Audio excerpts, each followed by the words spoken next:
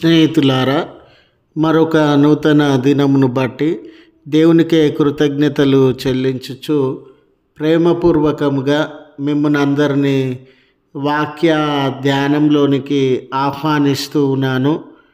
నీ కోట ఎవరు అనే ఆలోచనను మీతో కూడా పంచుకోవడానికి ఇష్టపడుతూ ఉన్నాను. గనుక దేవుని యొక్క వాక్యమును మీరు ముగింపు వరకు ఆలకించాలని మీ కుటుంబ సభ్యులతోనూ తోటి విశ్వాసులతోనూ ఈ వీడియో షేర్ చేసుకునండి. మీ ప్రార్థన మనవులు ఎట్టివైనను ఫోన్ కాల్ ద్వారా కానీ కామెంట్స్ రూపంలో కానీ తెలియజేయండి. నమ్మకంగా మీ కొరకు ప్రార్థిస్తాము.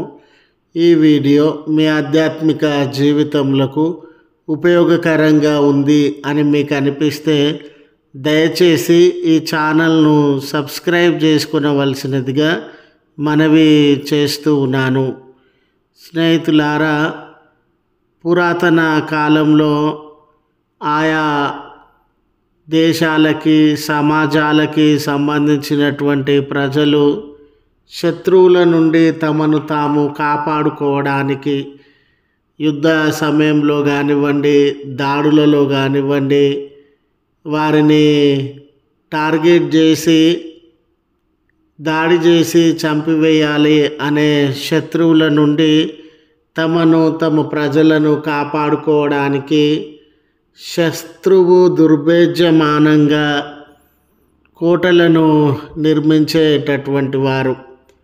శత్రువుల నుండి తమ ప్రాణాలను కాపాడుకోవడానికి గోల్కొండ లాంటి కోటలను, మైసూరులో కూడా చాలా కోటలు ఉన్నవి, రాజస్థాన్లో చాలా కోటలు ఉన్నవి.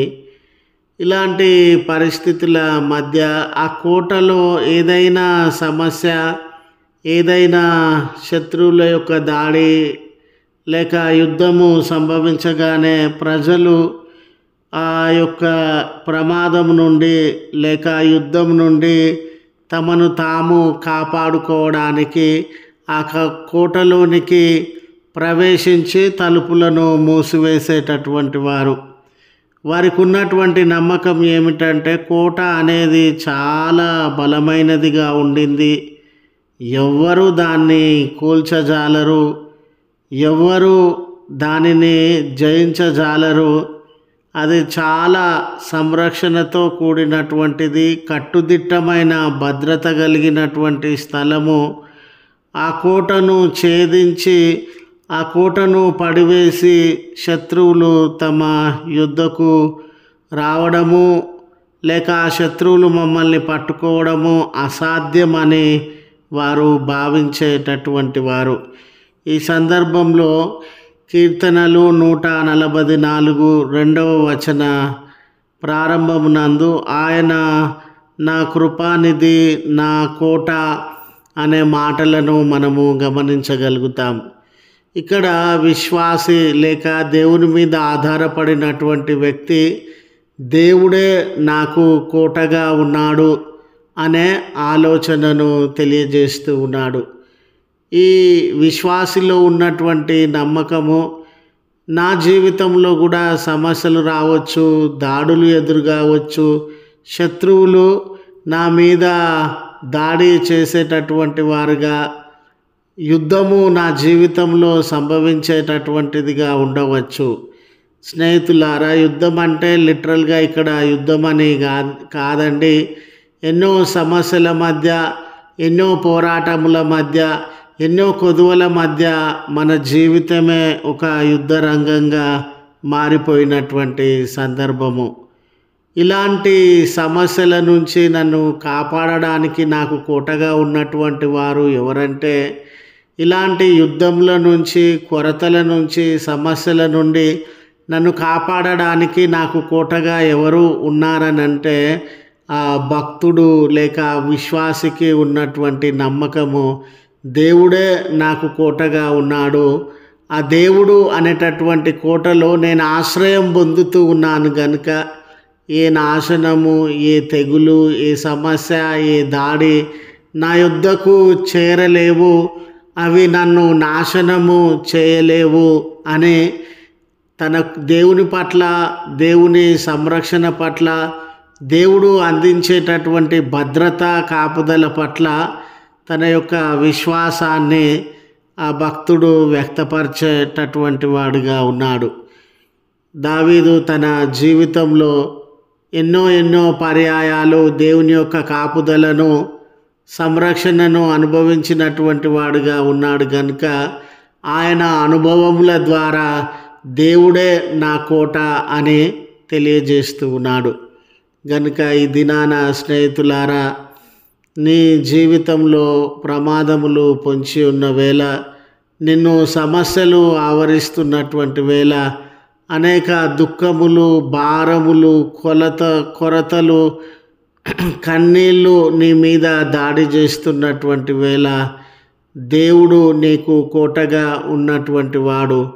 ఆ కోటను నువ్వు ఆశ్రయించినట్లయితే ఏ శత్రువు నిన్ను జయించలేడు, ఏ ప్రమాదము నిన్ను అంటలేదు, ఏ తెగులు నీ దరిదాపుల్లోనికి రాలేవు అని గుర్తు చేస్తూ ఈ మాటలను ముగిస్తూ ఉన్నాను. ప్రార్థించుదము. కృపగల తండ్రి, ప్రేమగల మా దేవా, నీ పరిశుద్ధ నామమునకు వందనాలయ.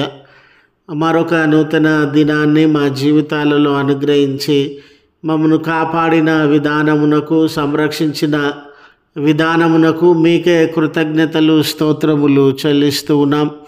మీ అద్భుతమైన కాపుదల మా జీవితములలో అనుగ్రహించడానికి సిద్ధముగా ఉన్నటువంటి దేవుడవయ్య, ఈ ప్రార్థనలో ఏకీభవించి తండ్రి దేవా అని ఏ బిడ్డలు మొరపెడుతూ ఉన్నారో వారి మొరలను ఆలకించి, వారి ప్రార్థనలకు జవాబునిచ్చి, వారి అక్కరలను తీర్చి, వారి జీవితాలలో బలమైన కోటవుగా, రక్షకుడవుగా మీరుండి వారి అక్కరలనన్నిటినీ తీర్చుమని ప్రార్థన చేస్తున్నాం.